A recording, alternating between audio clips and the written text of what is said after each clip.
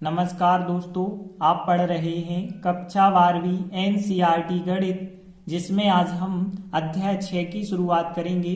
जिसमें प्रश्नावली 6.1 की बात करें तो इसमें हमें पढ़ना है राशियों के परिवर्तन की दर। तो देखिए, पहले हम समझ लेते हैं राशियों के परिवर्तन की दर कहलाती क्या है। जैसे हमने कहा एक राशि y है, y का x के सापेक्ष परिवर्तन की दर बताइए क्या होगी। तो देखिए x के सापेक्ष कहा गया है तो dy बटे dx को हम क्या कहते हैं, x के सापेक्ष y में परिवर्तन की दर कहते हैं। इसी प्रकार से आप ध्यान रखना, यदि हम आयतन को भी से दर्शाएं तो dv बटे dt को हम क्या कहते हैं, आयतन में परिवर्तन की दर, और वो भी t के सापेक्ष कहलानी। यदि आपसे dv बटे dr कहा जाए तो r के सापेक्ष आयतन में परिवर्तन की दर कहलाएगी। यदि क्षेत्रफल को हम a से दर्शाएं तो dA बटे dt क्या कहलाएगा, t के सापेक्ष क्षेत्रफल में परिवर्तन की दर कहलाएगी। तो देखिए, जैसे हम उदाहरण 1 देखें, वृत्त के क्षेत्रफल के परिवर्तन की दर क्या होगी। त्रिज्या r के सापेक्ष हमें ज्ञात करना है और लास्ट में r का मान 5 सेंटीमीटर रख के बताना है कि क्षेत्रफल में परिवर्तन की दर कितनी आती है। तो देखिए, सबसे पहले हम लिखेंगे, दिया है हमें, देखिए त्रिज्या वृत्त की बताई गई है r है और वृत्त की त्रिज्या r है, तो उसका आप क्षेत्रफल भी ज्ञात कर सकते हैं। तो हमने कहा फिर आता है वृत्त का क्षेत्रफल। तो देखिए, वृत्त का क्षेत्रफल तो आप लोगों को पता होगा कि पाई आर वर्ग होता है। क्षेत्रफल को यदि हम a के द्वारा दर्शाएं तो a का मान कितना हो जाएगा, पाई आर वर्ग हो जाएगा। अब देखिए, आपसे कहा क्या गया था, क्षेत्रफल में परिवर्तन की दर, मतलब जो a है, a में परिवर्तन की दर हमें ज्ञात करनी है। तो देखिए, a में परिवर्तन की दर dA अपॉन dt भी कहलाती है, लेकिन जब कहा जाए r के सापेक्ष तो हम कह सकते हैं dA बटे dr हमें ज्ञात करना है। अब देखिए, हमने क्या किया, d अपॉन dr लिखा, a के स्थान पे a का मान रखा, पाई आर वर्ग। अब ध्यान देना, अवकलन करेंगे तो देखिए पाई तो यहाँ पे अचर पद है, आर वर्ग का करेंगे r के सापेक्ष तो कितना हो जाएगा, 2r हो जाएगा।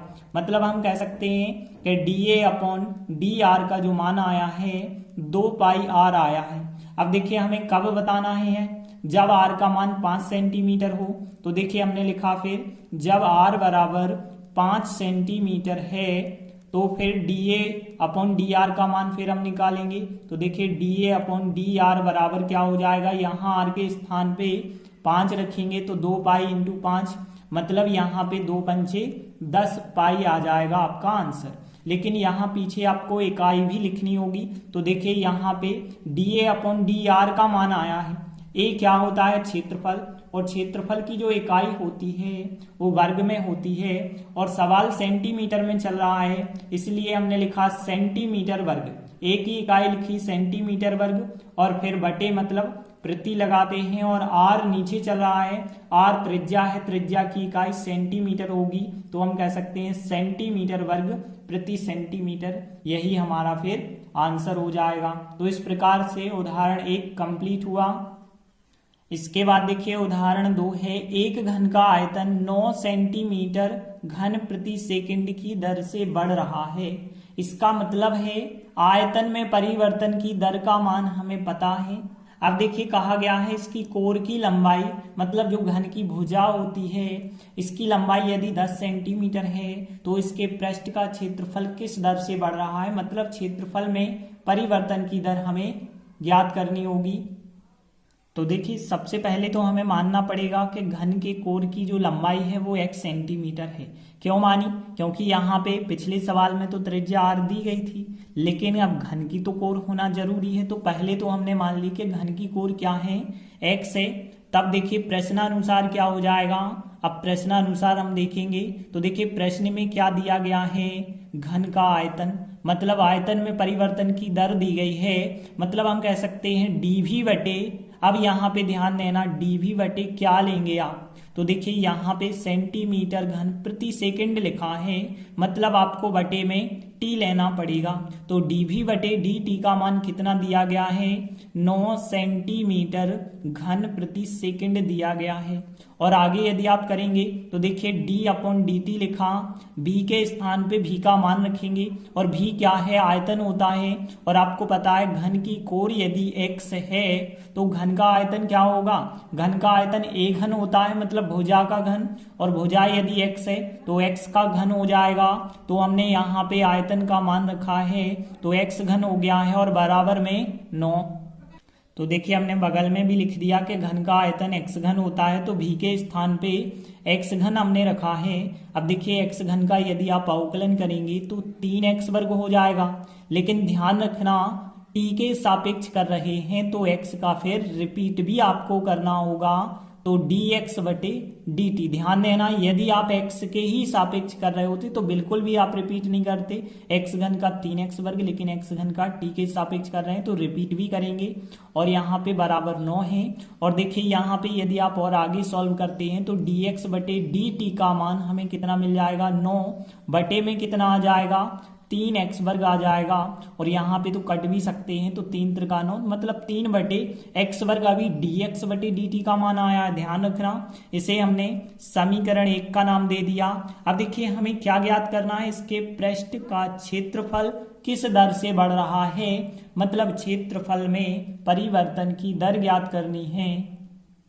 तो देखिए अब हम घन के पृष्ठ क्षेत्रफल में परिवर्तन की दर ज्ञात करेंगे। देखिए क्षेत्रफल को यदि हम a से बताएं तो हमें dA/dt ज्ञात करना होगा।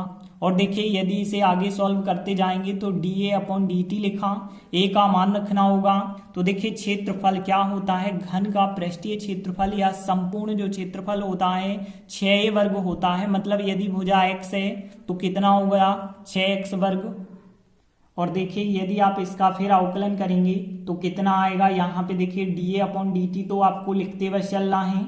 यहाँ पे ध्यान देना 6x वर्ग का करेंगे तो देखिए 6x वर्ग का करा तो कितना आया, 2x आया, लेकिन x का आप रिपीट करेंगे क्योंकि t के सापेक्ष कर रहे हैं तो हम कह सकते हैं dx/dt रिपीट हो जाएगा। और ध्यान देना dx/dt का जो मान हमने समीकरण 1 में निकाला था वह रख देंगे। तो देखिए 6 × 2x और dx/dt का मान 3 बटे x वर्ग हमने निकाला था, यह रख दिया। अब आगे यदि हम सॉल्व करेंगे तो देखिए यहाँ पे एक x आपस में कट जाएंगे, 6 दूनी 12 गुणे 3 36 बटे x आ जाएगा dA/dt का मान। तो देखिए वैसे आप इतना ही आंसर कह सकते थे, लेकिन यहाँ पे जब सवाल में कंफर्म किया गया है कि इसकी कोर की लंबाई 10 सेंटीमीटर है, मतलब x का मान 10 रखेंगे। तो देखिए हमने लिखा जब कोर की लंबाई x बराबर 10 सेंटीमीटर है तो dA बटे dt का मान क्या होगा, तो dA बटे dt बराबर देखिए 36 बटे x था, x के स्थान पे आप रख देंगे 10, तो देखिए 10 से भाग करेंगे तो 3.6 आ जाएगा। अब देखिए यहाँ पे पीछे इकाई भी लिखनी होगी, तो a है क्षेत्रफल और क्षेत्रफल की इकाई होगी सेंटीमीटर वर्ग और प्रति, देखिए टी चल रहा है तो टी यहाँ पे सेकंड में लिखेंगे तो सेंटीमीटर वर्ग प्रति सेकंड हो जाएगा हमारा फिर आंसर। तो इस प्रकार से दूसरा उदाहरण भी कंप्लीट हुआ। इसके बाद देखिए उदाहरण 3 की बात करें तो कहा गया है एक स्थिर झील में एक पत्थर डाला जाता है और तरंगें वृत्तों में जो है 4 सेंटीमीटर प्रति सेकंड की गति से चलती हैं। जब वृत्ताकार तरंग की त्रिज्या 10 सेंटीमीटर है तो उस क्षण घिरा हुआ क्षेत्रफल कितनी तेजी से बढ़ रहा है। तो एक चीज आप ध्यान देना, यहाँ वृत्ताकार तरंग की बात हो रही है, सबसे पहले तो उसकी हमें त्रिज्या माननी पड़ेगी। तो देखिए हम मान के चलेंगे वृत्ताकार तरंग की जो त्रिज्या है 8 सेंटीमीटर है।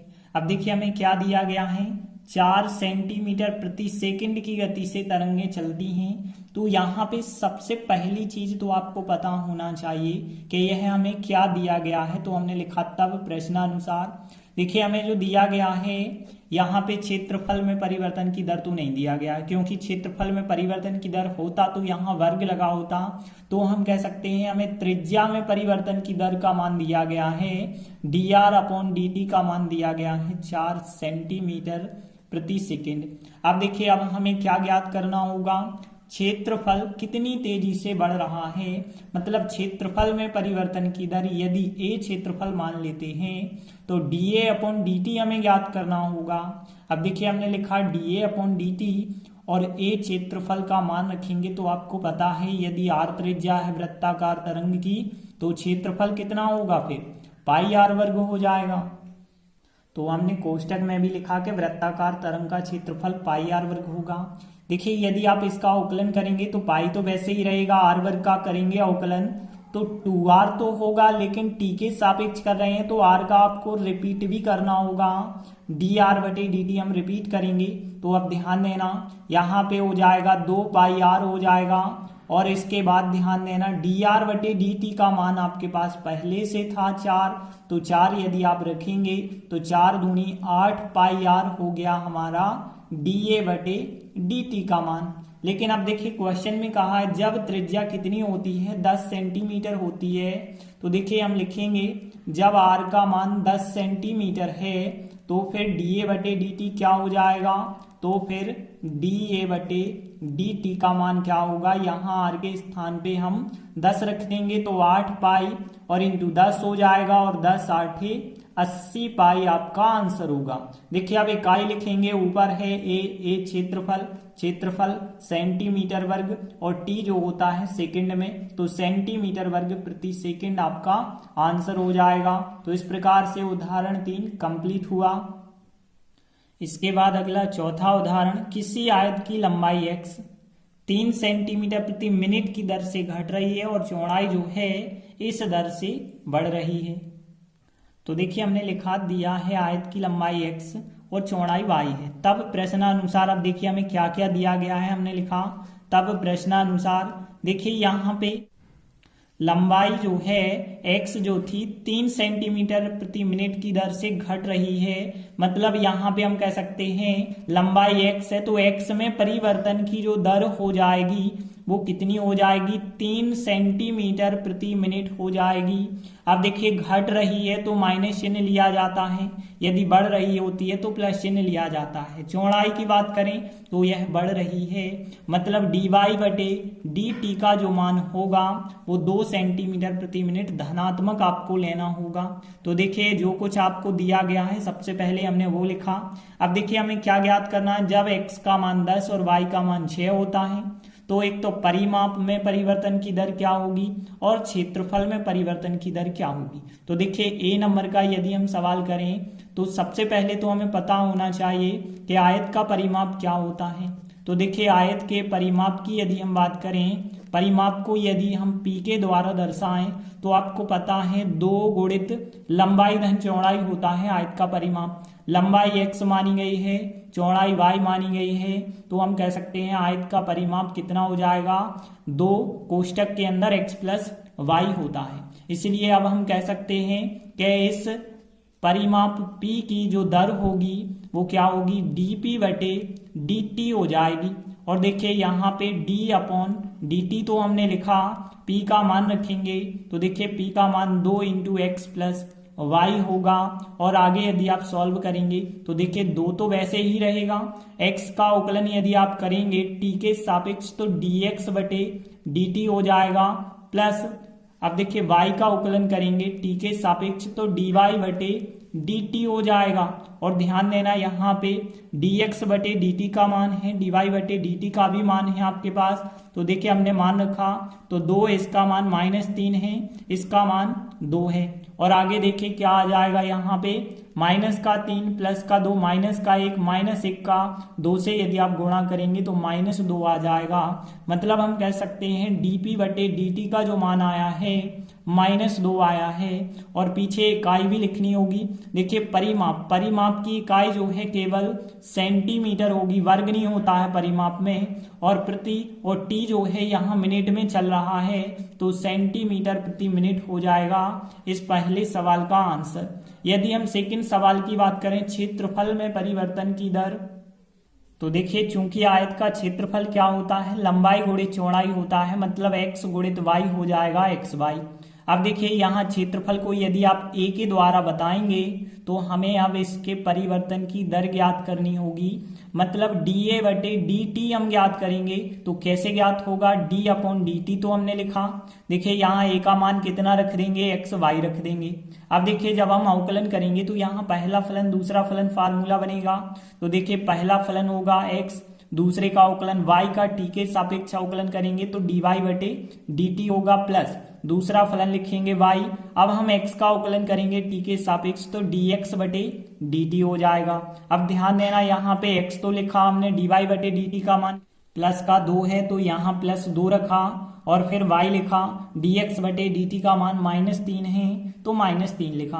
तो देखिए यहाँ पे dA बटे dt का जो मान आया है वो कितना आ चुका है, 2x माइनस 3y आ चुका है। तो देखिए 2x माइनस 3y नहीं हम आंसर ले सकते, क्योंकि अब क्वेश्चन में आगे भी कहा गया था जब x का मान 10 और y का मान 6, तो अब हमें x का मान 10 रखना होगा, y का मान 6 रखना होगा।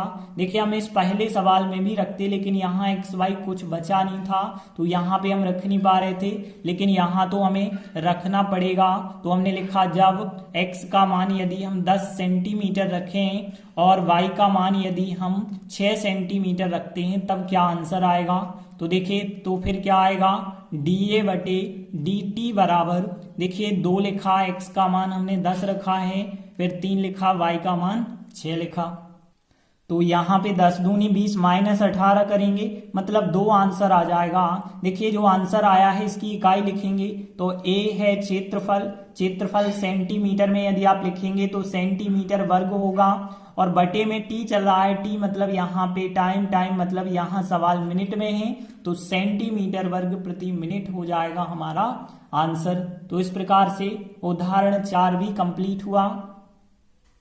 इसके बाद देखिए उदाहरण 5 है, किसी वस्तु की x इकाइयों के उत्पादन में कुल लागत cx के रूप में दी गई है और एक cx एक फलन है इसके द्वारा प्रदत्त है। अब हमें सीमांत लागत ज्ञात करनी है।